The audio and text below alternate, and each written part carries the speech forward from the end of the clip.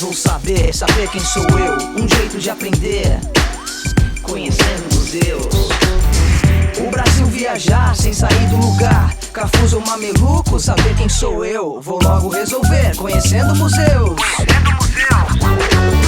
Capivara, Pequi, Opala, Sambaqui. Entender de Minas, saber quem sou eu. Como posso descobrir? Conhecendo museus, conhecendo museus.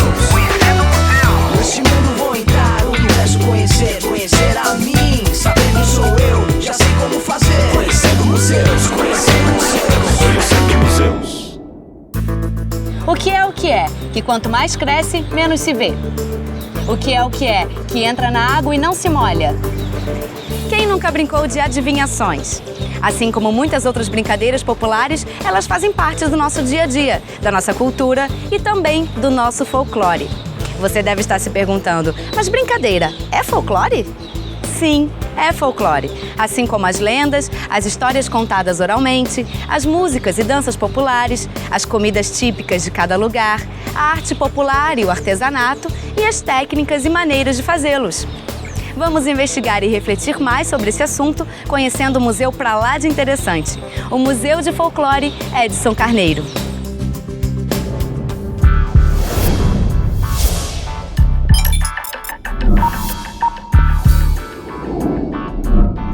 Museu de Folclore Edson Carneiro. Como explica a antropóloga Maria Laura Cavalcante, é difícil dizer onde começa e onde termina o folclore e definir os limites de uma ideia tão extensa. É o frevo, o chorinho, o xote, o baião, a embolada, mas será também o samba, o funk, o rock? É o Natal, a Páscoa, o Divino, o boi-bumbá, mas será também o desfile das escolas de samba? Mais importante do que determinar concretamente o que é ou não folclore é entender que esse é um conceito construído historicamente e, portanto, varia ao longo do tempo. Folclore não é uma coisa, né? Ou várias coisas.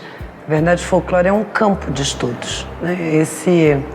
Esse termo surge em 1846, na verdade é um neologismo, né? Junta a palavra folk, povo, com lore, saber, então saber do povo. Então esse termo vem substituir o que até então era estudado como antiguidades populares, né, que também já era um campo de estudos. Então o folclore é um campo de estudos, né, e como qualquer campo de estudos vai sofrendo suas dinâmicas e seus processos de transformação e de entendimento e de conceitos. Essa é a proposta do Museu de Folclore Edson Carneiro. Suas exposições de longa duração e temporárias são uma pequena mostra do que está vivo e se transformando no dia a dia.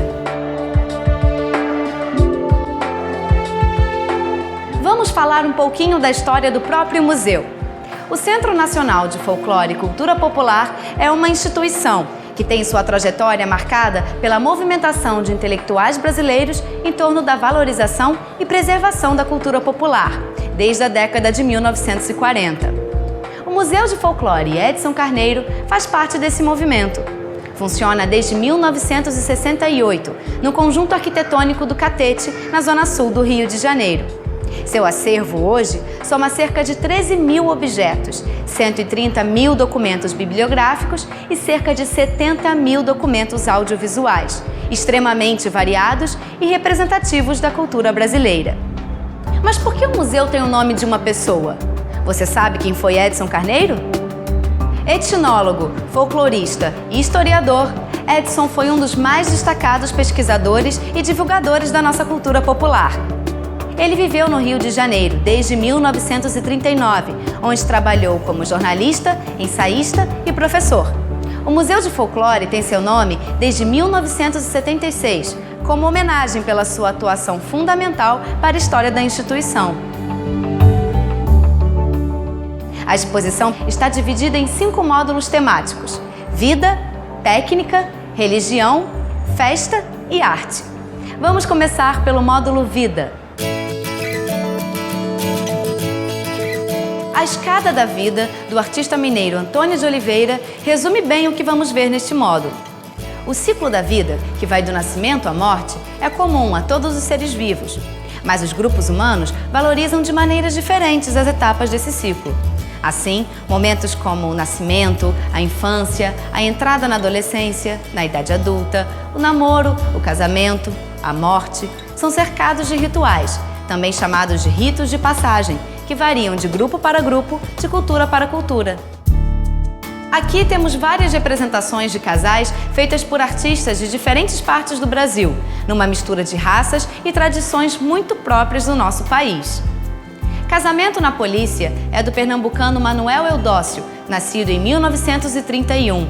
Ele faz parte de uma geração de figureiros, conhecida como Escola de Caruaru, ao lado de artistas importantes como Mestre Vitalino, Galdino e Zé Caboclo. Essa cena do mineiro Ulisses Mendes registra o nascimento por parto natural, com destaque para o trabalho da parteira, essencial nos lugares mais afastados dos grandes centros. Já nessa outra obra, o ceramista pernambucano Luiz Antônio absorve elementos de uma cultura mais urbana, documentando o nascimento por cesariana. Na religião católica, batizar não é apenas dar um nome, mas integrar o indivíduo na comunidade cristã. Ele ganha um nome, um padrinho espiritual, o santo, e padrinhos escolhidos pela família. Como a morte faz parte da vida, é claro que ela não poderia deixar de estar representada neste módulo. O enterro na rede é retratado pelos artistas pernambucanos Marcelo Soares e Benedito José dos Santos.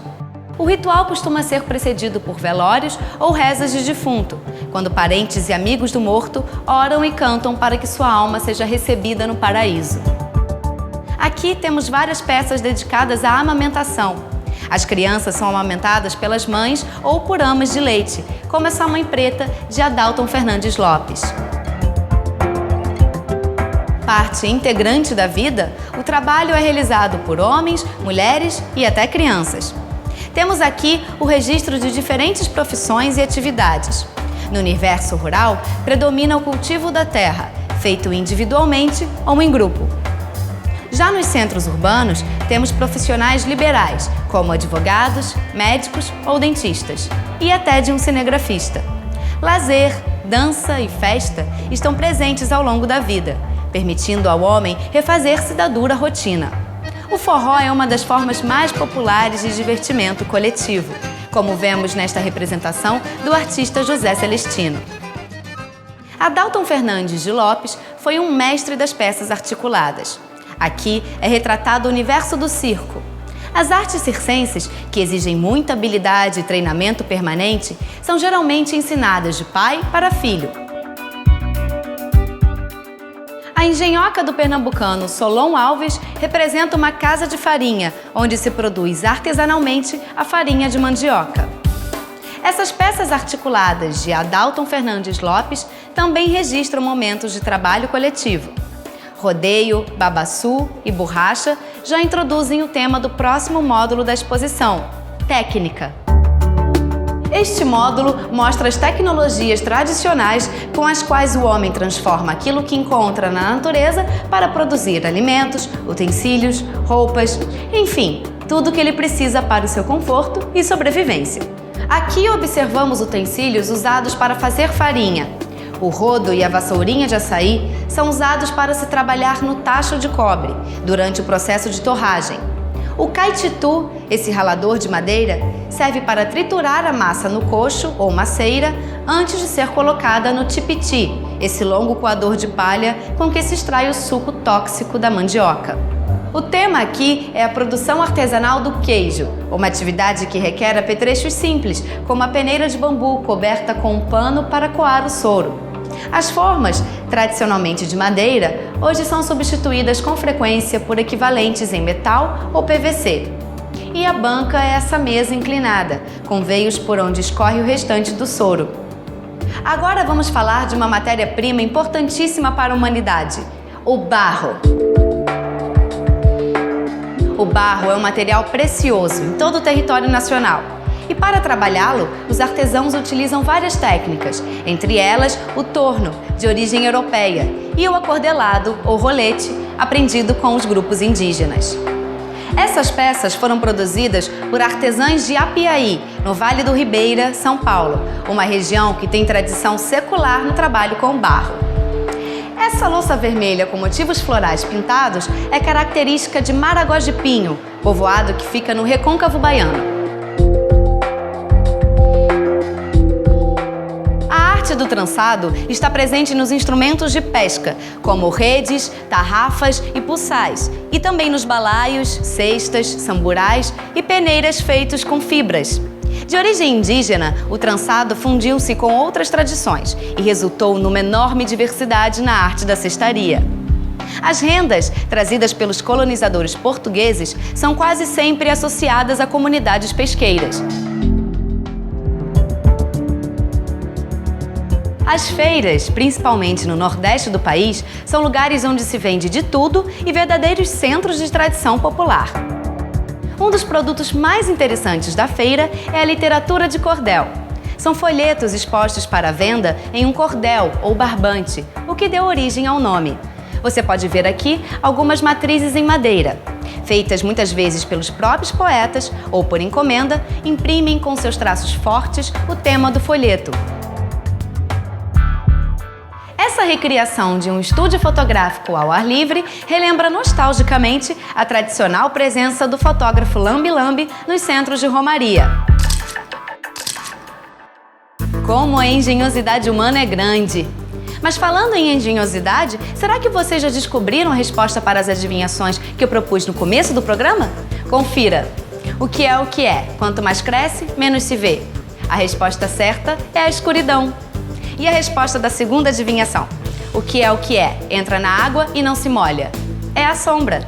Essa era fácil, não? Já nós vamos visitar os módulos religião, festa e arte. Eu volto logo depois do intervalo. Até já!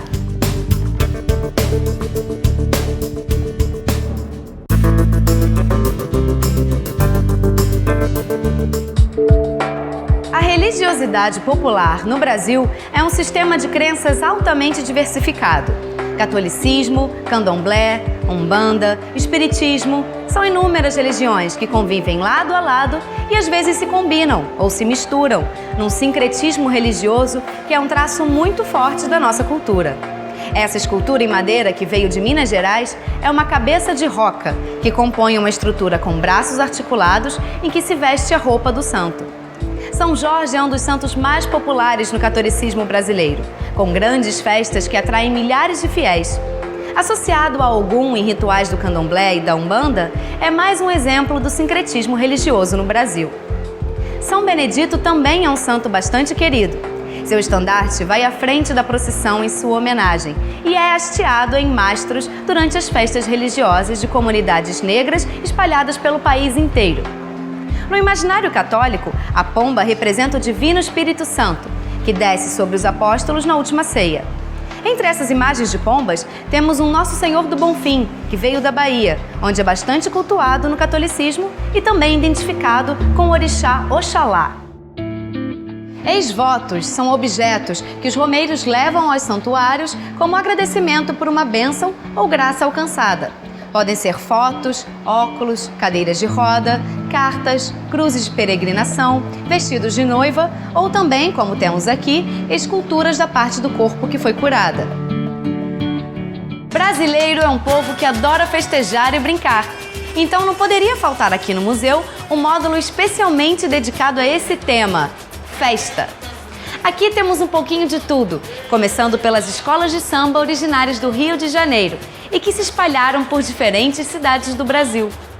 Muito frequentes no Carnaval de Rua do Rio, sobretudo na periferia, os cloves, bate-bolas ou chupetinhas saem à rua em bandos, com suas roupas larguíssimas, meias, luvas e máscaras escondendo o rosto, pois o anonimato é uma característica fundamental da brincadeira. O desfile do maracatu de baque virado, também conhecido como maracatu nação, representa a coroação de uma rainha africana e está associado à festa de Nossa Senhora do Rosário. Os trajes que você vê aqui são originários do maracatu nação elefante, um dos mais antigos do Recife. A boneca, chamada de calunga, simboliza o orixá protetor do grupo. A data da brincadeira do Bumba Meu Boi varia bastante, dependendo da região do país. As tramas encenadas nas diferentes variantes da tradição partem do tema da morte e ressurreição de um boi precioso. Entre elas, destaca-se a história de Mãe Catirina, que, grávida, tem desejos de comer a língua do boi. Para satisfazê-lo, faz com que seu marido, pai Francisco, roube e mate o animal predileto do fazendeiro. A história termina com a captura dos ladrões e a ressurreição do animal, graças à intervenção dos doutores ou pajés. A roda ou gira é uma festa do candomblé, em que os filhos de santo dançam em homenagem a seus orixás. Os trajes identificam os orixás por suas cores, materiais e ferramentas.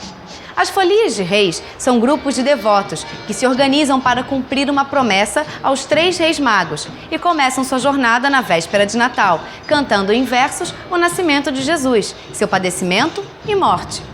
São Pedro, São João, Nossa Senhora Aparecida e São Gonçalo estão entre os santos homenageados no Mato Grosso e Mato Grosso do Sul, com festas em que não pode faltar a roda de cururu. Diante do altar, à noite, forma-se a roda dos cururueiros, homens que cantam e dançam tocando violas de coxo e ganzás, que são esses reco-recos de taquara. A festa pode durar muitos dias. Como você vê, o universo das festas brasileiras é riquíssimo. Por meio delas, as pessoas falam sobre a sociedade em que vivem, seus valores e suas crenças. E isso também transparece em outra atividade peculiar dos seres humanos que vamos ver agora. O último módulo da exposição de longa duração é o módulo da arte. Aqui temos obras de dezenas de artistas populares dos 4 cantos do país. São criadores que, da mesma forma que os artistas eruditos, exprimem com seu trabalho seus sentimentos, suas experiências e sua cultura. Mestre Dezinho foi um dos maiores artistas do Piauí. Ele começou como carpinteiro e escultor de ex-votos. A influência da época em que fazia móveis coloniais é visível nas folhagens em relevo que ornamentam seus anjos e santos. Quando jovem, o alagoano Benedito José dos Santos procurava raízes no mato e as transformava em bichos, aproveitando a sugestão da forma natural. Esculpia em madeiras nobres e fabricava suas próprias tintas. Aqui temos trabalhos de artistas conhecidos, como Mestre Vitalino e Manuel Eudócio. Mestre Vitalino foi o criador desse estilo, que passou a ser reproduzido por diversos artistas da região e deu origem à chamada Escola de Caruaru. Suas famosas figuras retratam profissões, cenas da vida rural e cenas do cotidiano.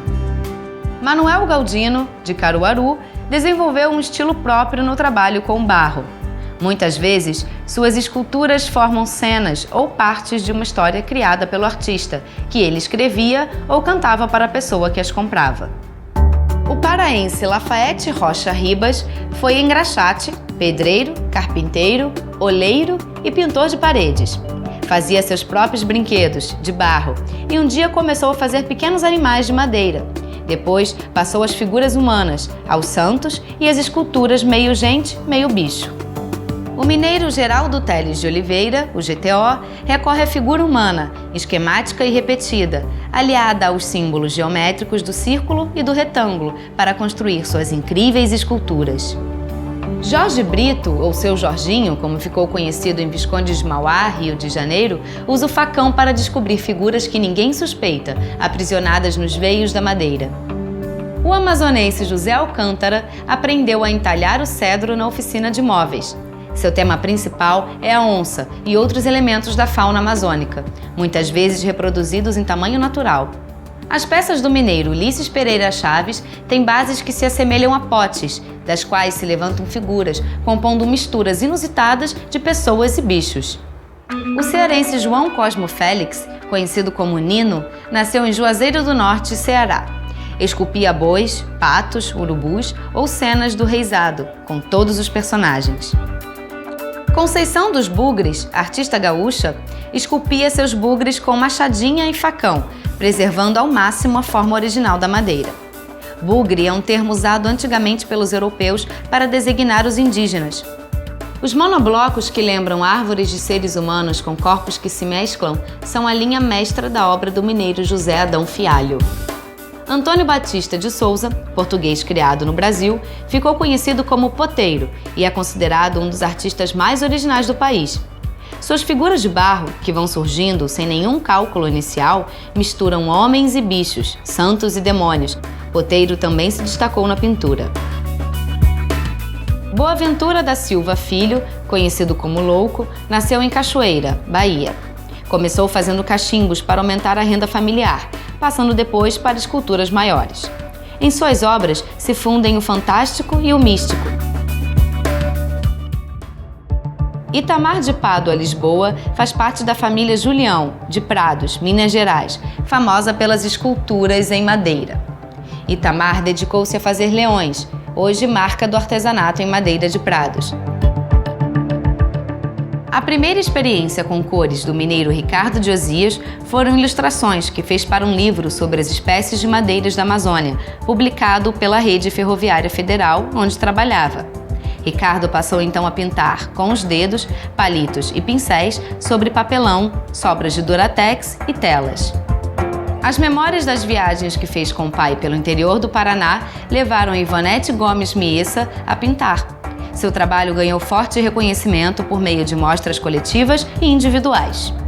Maria Fleury, ou Maria de Bene, nasceu em Pirenópolis, Goiás, e começou pintando em cascas de mandioca.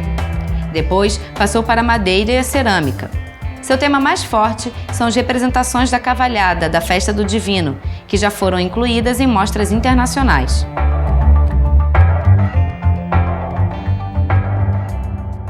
Tudo o que você viu nos 5 módulos que percorremos é apenas uma pequena amostra do precioso acervo guardado na reserva técnica do museu. As obras são acondicionadas de acordo com o material, como barro, madeira, fibra e material misto, além da pinacoteca.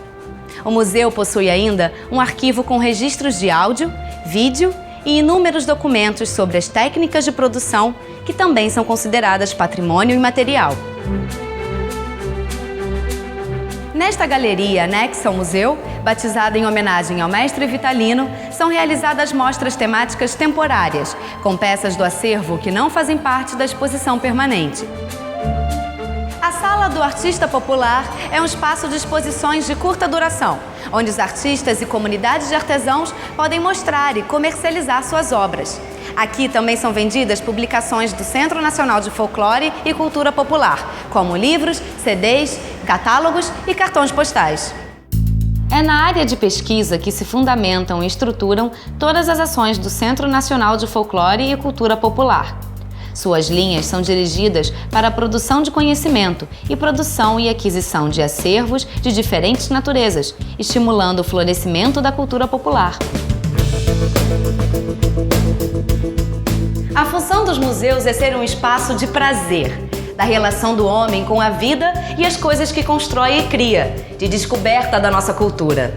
Afinal, nossa cultura está sempre em movimento, sendo criada a todo momento, por mim, por você, por todos nós. Até o próximo Conhecendo Museus!